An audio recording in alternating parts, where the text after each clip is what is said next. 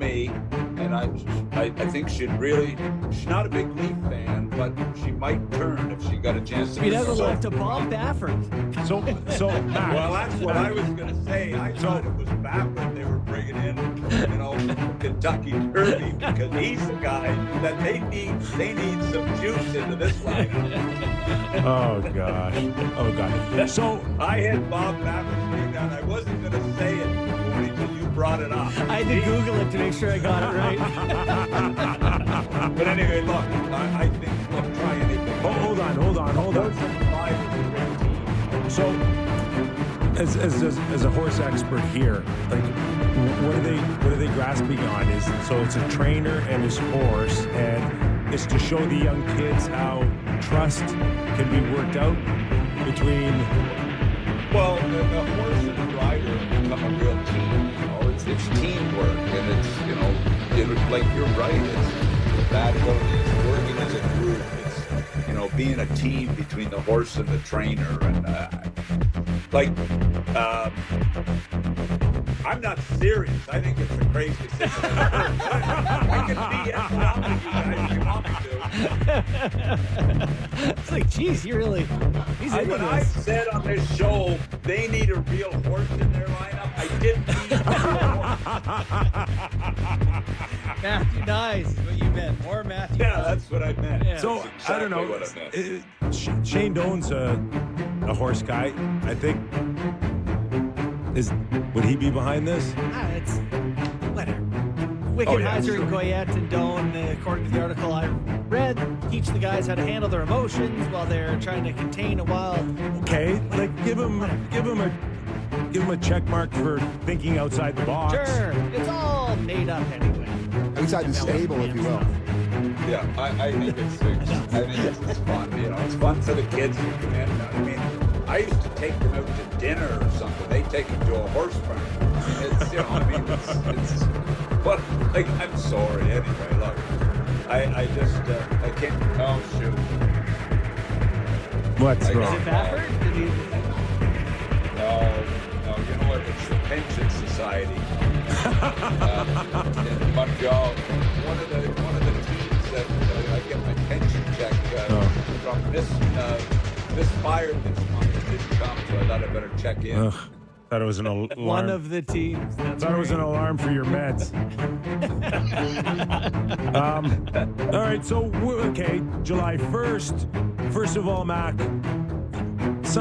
I got the impression that some teams were under pressure to do something to show progress. Is this one of the best times to do it or one of the worst times to do it? I look at Ken Holland we had on yesterday. He made significant moves, spent significant money. Came out of the shoot hot on July 1st. Boston. Did you say moves or significant moves? Significant moves. So, No. Look, I was at the draft, as I told you. I'm serious. It was a disaster. Okay. What was a disaster, Mac? A lot of kids went home happy. Where's the disaster? Great for the kids, but the Goo Goo Dolls company, I just, enough already. But, I was really excited because there's no, when you're team building or team construction is done by the draft and free agents and waivers and trades. That's the four ways to build a team. It's a big, big day, both of them, in 1 week. And, I look at what went on and it was kind of, I don't know, I'm having a hard time trying to pick a team that really had a good day. It'd be bad numbers, bad contracts, way too much term, which we always have. But I'm having a hard time saying, okay, who improved? Well, has Montreal given them a chance to make the playoffs? Are they better because of it? Well, the young Russian really takes a big step, and he replaces Line A on the power play, and Dobson can play in his own end and be a solid guy. We know what he brings offensively. Montreal maybe look like they could challenge for a playoff spot. So other than that, Islanders, I thought Darcy's done a pretty good job in early going on the island, with some moves. So other than that, I'm hard pressed to see who really helped themselves a whole lot. I mean, obviously Florida got everybody done, which is a big thing.